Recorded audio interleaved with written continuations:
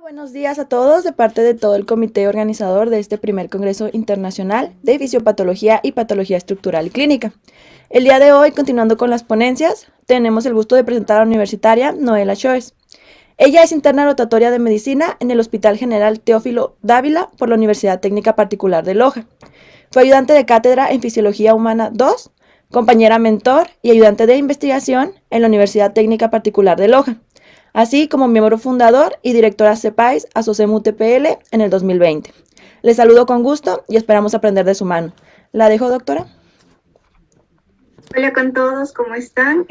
Bueno, ahora vamos a hablar sobre lo que es la pérdida súbita de la visión.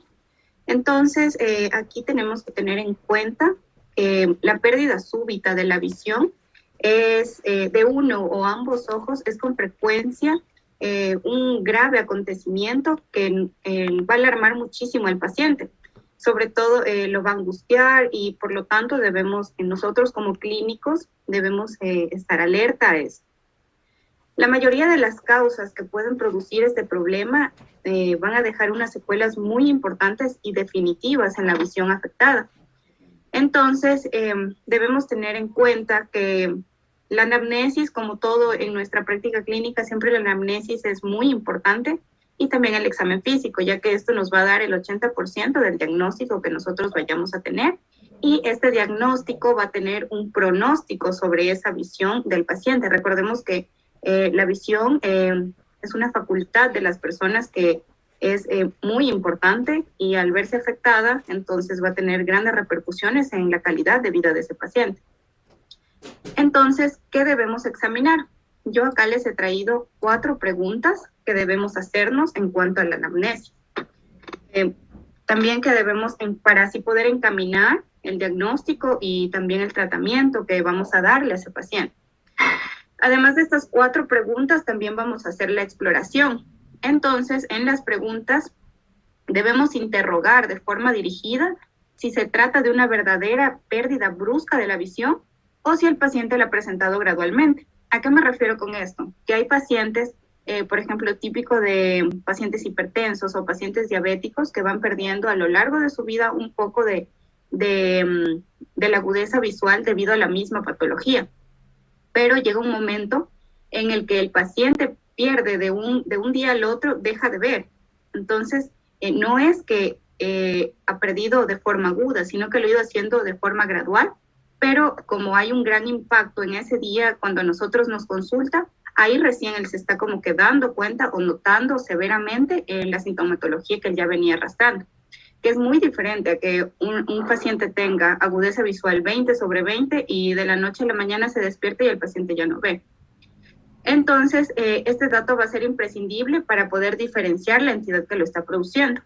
La segunda pregunta clave es si constituye una pérdida perdurable o si se recuperó. Es decir, si el paciente dice que ayer presentó que no veía nada, pero al otro día recobró su visión, entonces podemos ya estarnos encaminando hacia algo. Y algo muy importante es que hace cuánto tiempo sucedió, ya que esto va a depender mucho el pronóstico de ese paciente.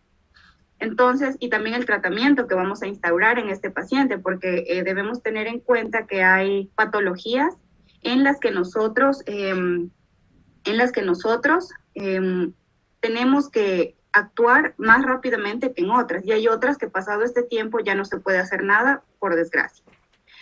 Entonces, cuando es una pérdida transitoria y se ha recobrado la vista, el resto de la exploración es normal, podemos estar pensando en pacientes migrañosos, ya que esto puede ser parte de los cuadros de migraña, en cuyo caso se va a acompañar de la sintomatología típica de la migraña, que son fotopsias, visión borrosa, pérdida parcial o total del campo visual, la cefalea intensa típica de la migraña, que es localizada en un sector de la cabeza, de la cara, y esto va a estar asociado frecuentemente con náuseas o vómitos. Si además, de esto, tenemos el antecedente de que este paciente nunca ha tenido un episodio de migraña y es de edad avanzada, en un cuadro con pérdida súbita de la visión, con recuperación íntegra, debemos sospechar de una suboclusión de la arteria carótida interna, que puede estar causando una isquemia transitoria de la retina. La tercera pregunta es determinar si es de un ojo o de los dos. La pérdida de la visión en un solo ojo hace pensar que se puede estar tratando de algo propio de ese ojo, de ese globo ocular. Y podemos estar sospechando de una opacidad de los medios, de alteraciones en la retina o del nervio óptico. Sin embargo, si la pérdida súbita ocurre bilateralmente, el padecimiento ya tenemos que irnos más arriba, que puede ser intracraneal. Y como última pregunta, ¿cuál es la condición sistémica del paciente? Lo que yo ya mencionaba anteriormente.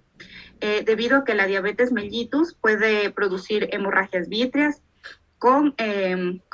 teniendo como consecuencia la pérdida súbita de la visión. Igualmente los hipertensos arteriales pueden tener oclusiones venosas o arteriales de los vasos retinianos. Así también tenemos otra patología que es la esclerosis múltiple, que es posible que en esta esclerosis múltiple se presente neuritis óptica o también antecedentes de traumatismos, en donde se puede dar una hemorragia, se puede dar una queratitis incluso, los sistemas o sección del nervio óptico. Bien, entonces, como yo mencionaba, que primero hay que hacer una buena anamnesis y conjuntamente de la mano de la anamnesis debe ir la exploración física. Por lo tanto, yo tenía una docente que ella decía que en oftalmología dar o medir la agudeza visual es como medir la presión arterial. Entonces tiene que ser muy, muy bien medida y tiene que ser siempre, o sea, cada vez que nosotros vayamos a referir a algún paciente o algo, tenemos que hacer esta exploración física que es muy importante y va a dar un pronóstico del paciente y el diagnóstico sobre todo. Entonces, a veces puede ocurrir que el paciente se queja de pérdida súbita de la visión y mágicamente el paciente ve 20 sobre 20, entonces nos queda como que la duda. Y el paciente que se queja de esto suele manifestar que solamente no ve un sector, o sea, el resto de su campo visual ve 20 sobre 20, pero tiene un sector del campo que no ve absolutamente nada.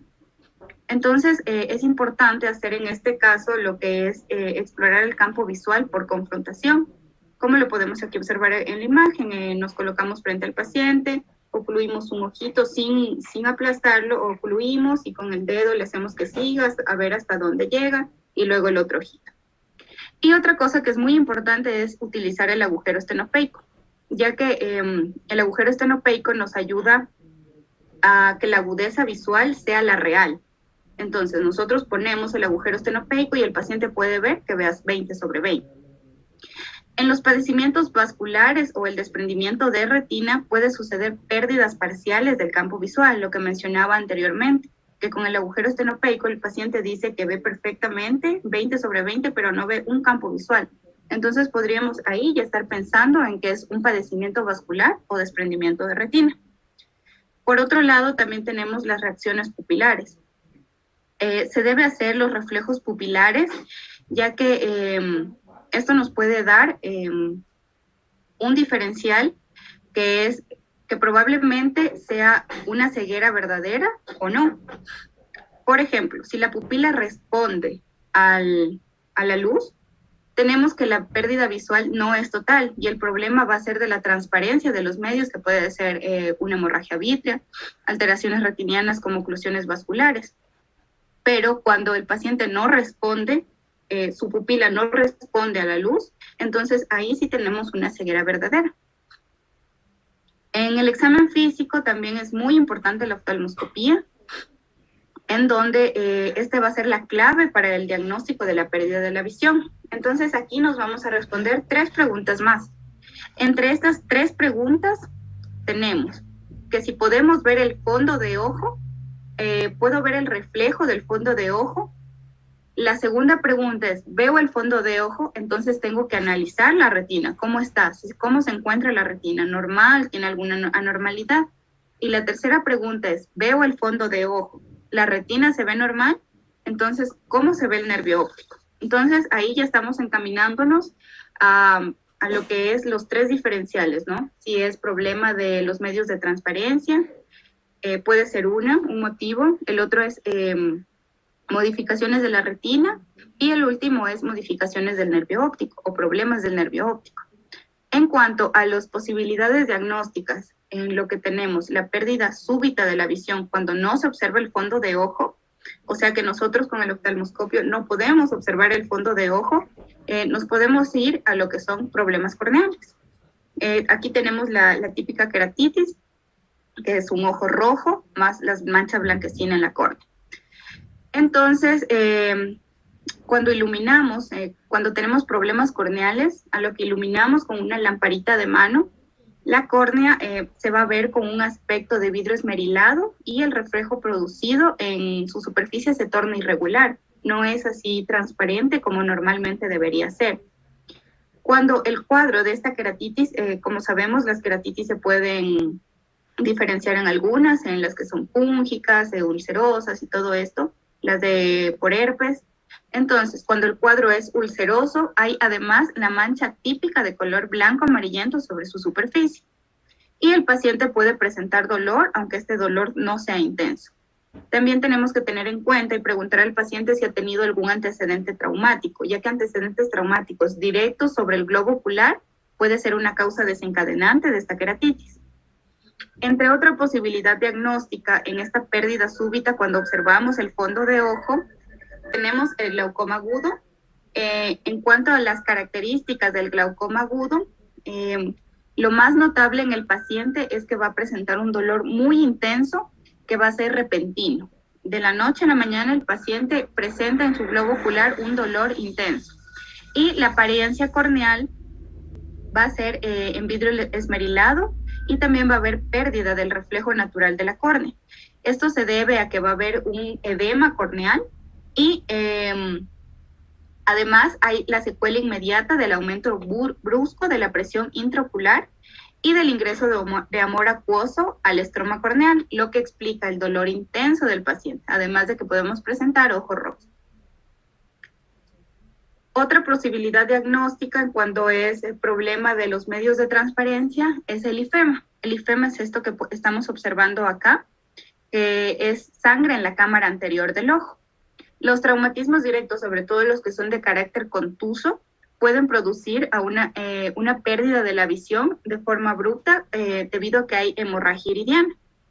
En este caso, la sangre se va a acumular dentro de la cámara anterior y esta, al ser de mayor densidad que el humor acuoso, se va a formar un coágulo. Entonces, al formarse un coágulo, va a haber este nivel. Se va a ver un nivel en donde va a estar el coágulo de sangre. Además de que, como es algo extraño y que está aumentando la presión intraocular, va a tener el paciente dolor. Entonces nos va a referir dolor también como un síntoma. La visión además se va a oscurecer de forma muy importante, ya que la sangre va a cubrir la región pupilar. A la exploración de nosotros con la lámpara, podemos observar la cámara anterior con un aspecto rojo negruzco. Esto va a impedir que podamos visualizar las estructuras iridianas y además el fondo de ojo. También podemos observar claramente lo que es el coágulo de sangre, que va a estar ubicada en la cámara anterior. En el manejo de estos pacientes debemos incluir lo que es el reposo absoluto, pero con la cabecera de la cama a 45 grados y también podemos dar hipotensores oculares. También debemos, cuando un paciente presenta ifema, se debe explorar cuidadosamente lo que es el globo ocular para ver si no hay alguna secuela de traumatismo o si la presión sube de manera abrupta, puede ser necesario incluso una evacuación quirúrgica.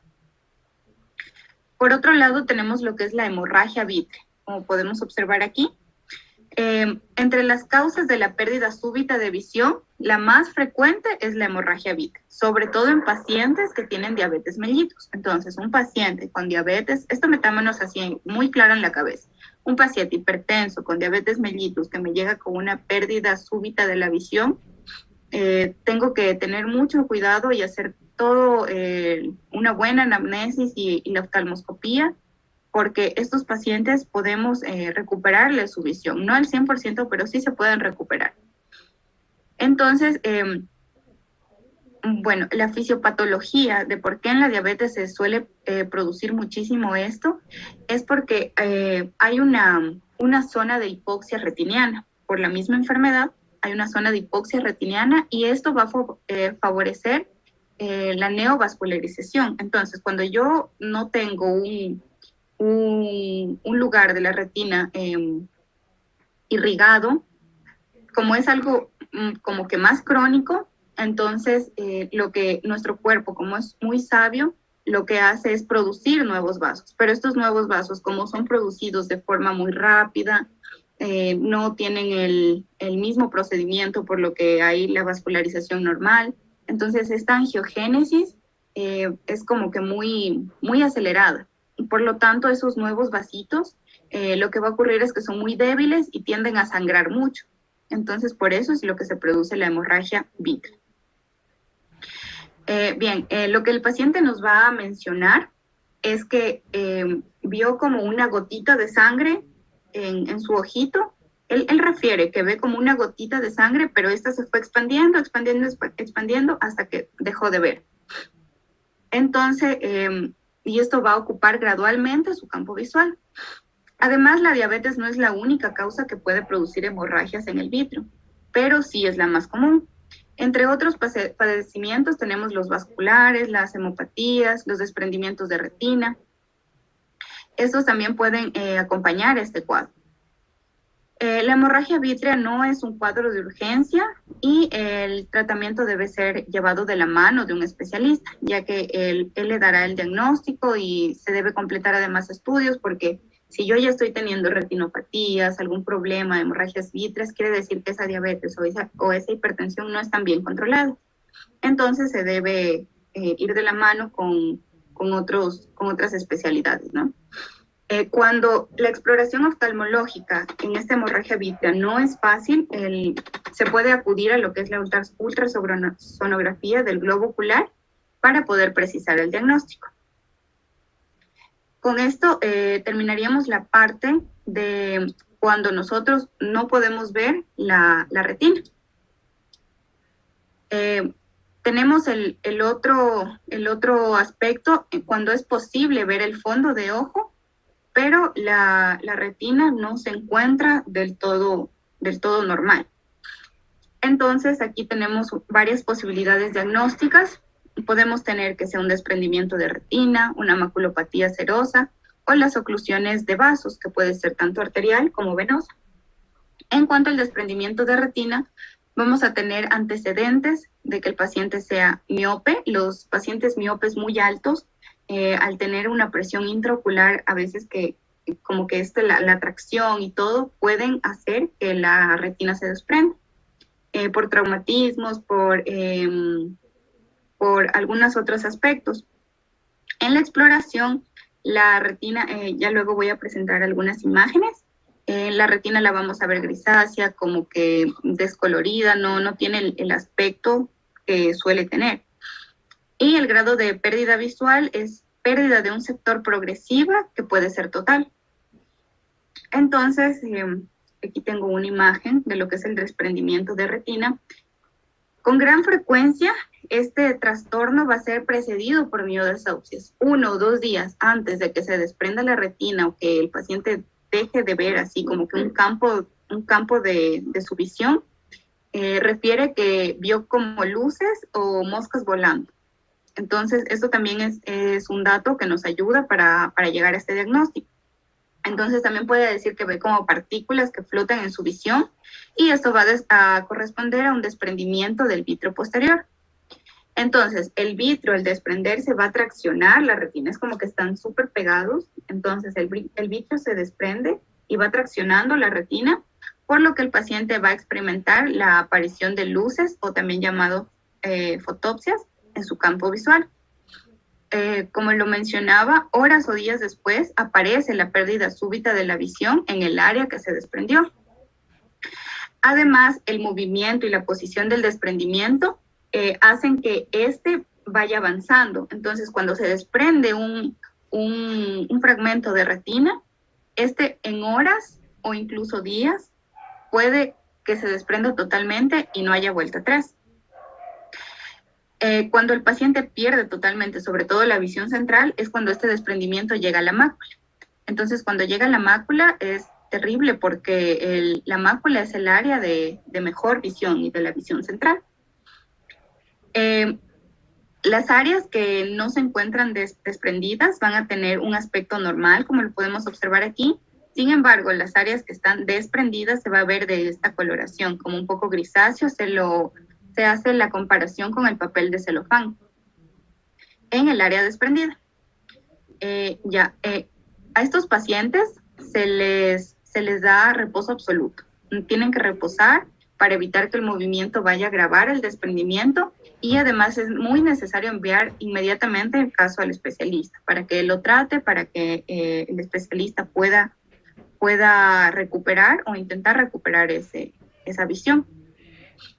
Bien, por otro lado tenemos lo que es la maculopatía serosa. La maculopatía serosa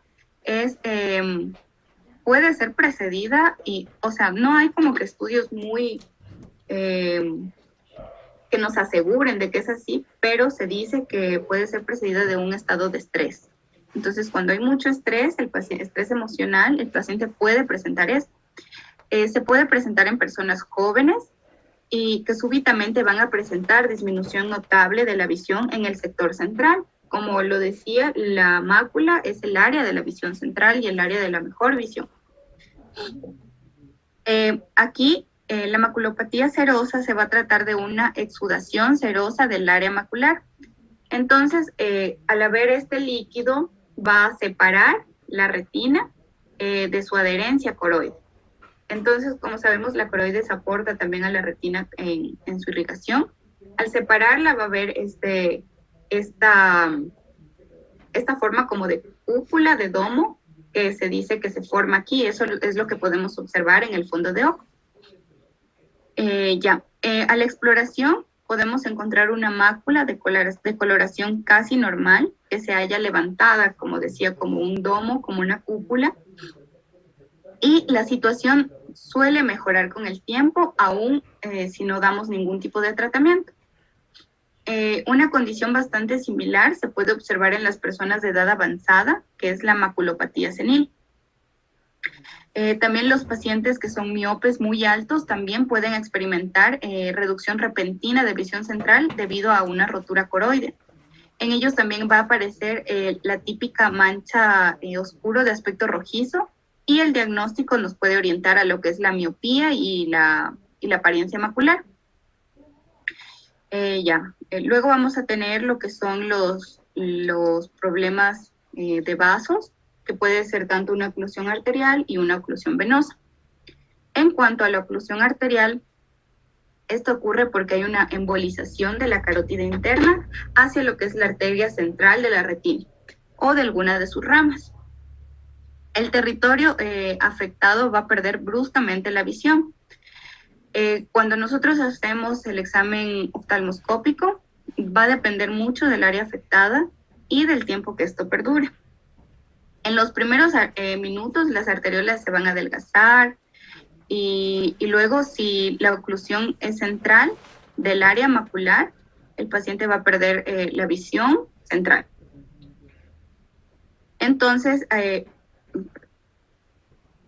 aquí lo que podemos ver es que como no hay esa irrigación hacia la retina, lo que va a ocurrir es que tiene esta coloración, la retina está como que pálida, la típica mancha rojo cereza aquí que podemos observar. Entonces, esta oclusión es bastante grave, tiene muy mal pronóstico y va a depender mucho de en cuánto tiempo nosotros la diagnostiquemos y la tratemos. Pero siempre se dice que tiene muy mal pronóstico porque el paciente no es que pierde la visión y enseguida va al médico por su sintomatología, sino que a veces dejan pasar unas 24 horas y ahí ya no se puede hacer nada.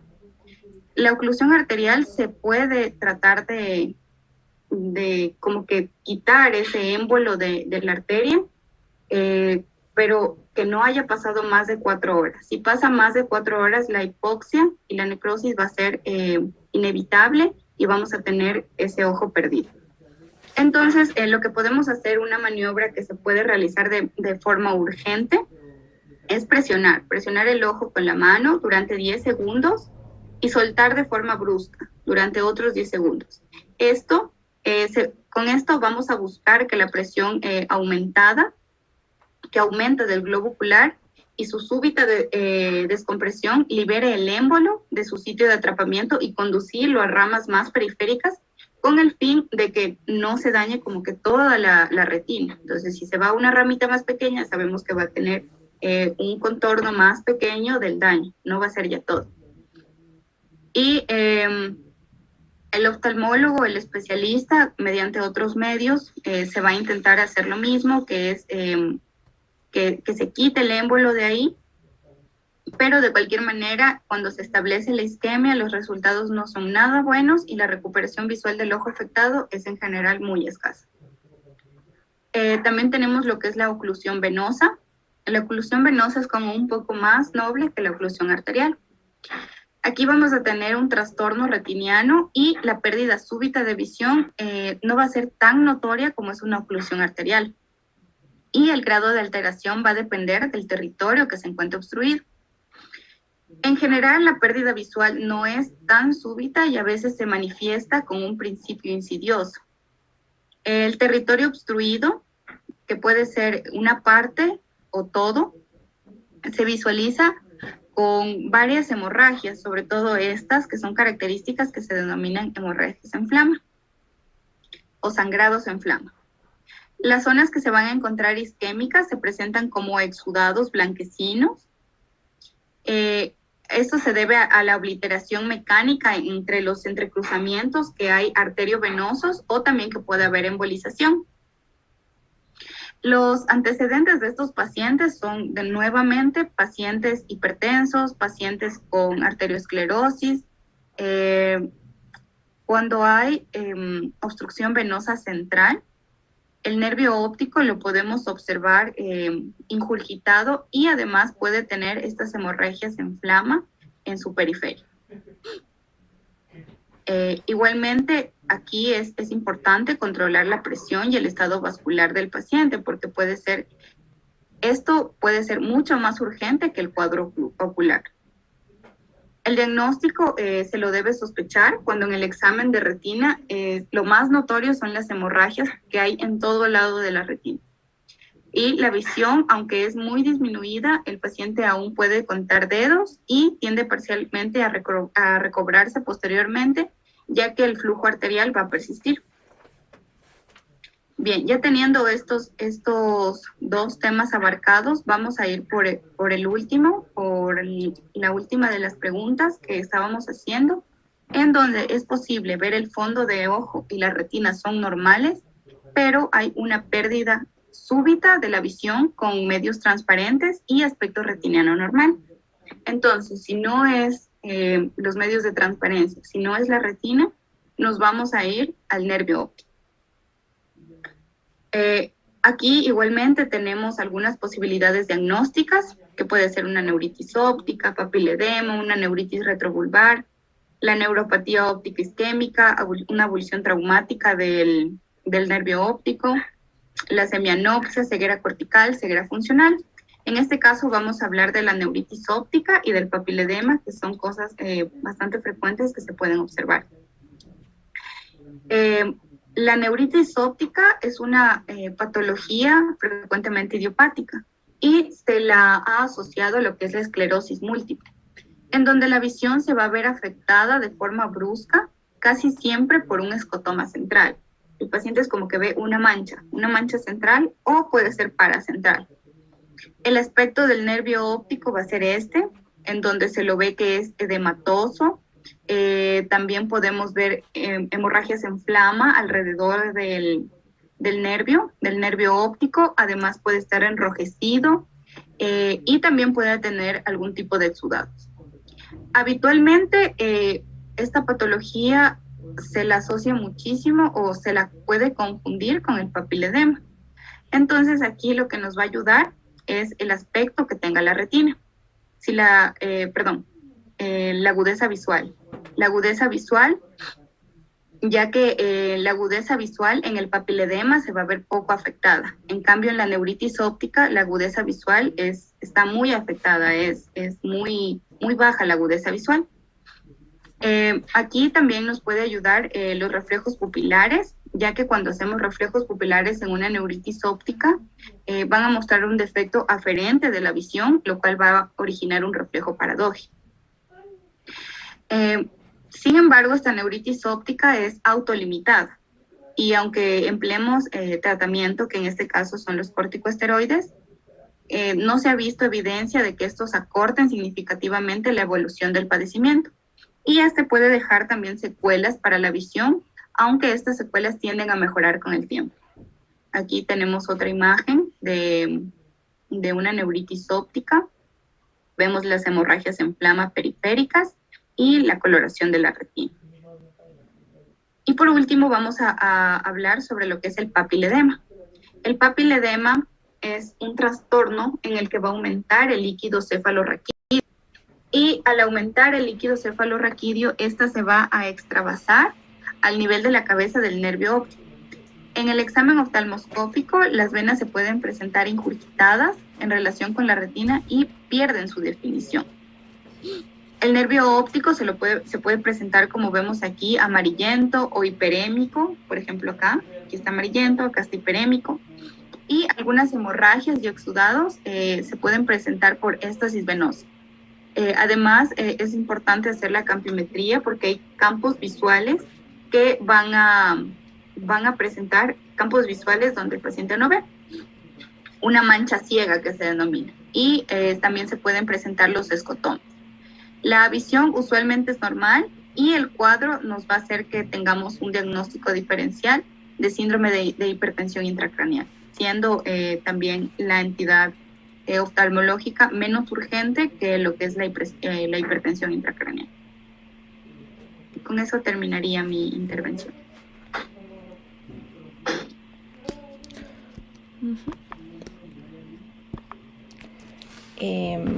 Sí, muy interesante, doctora. Muchas gracias por compartirnos su conocimiento y su tiempo. No sé si tenga algún comentario final para cerrar su plática. No, yo creo que así está bien. Bueno, muchas gracias y le recordamos a todos los asistentes estar atentos al link de asistencia y a la siguiente charla. Hasta pronto y nuevamente muchas gracias, doctora.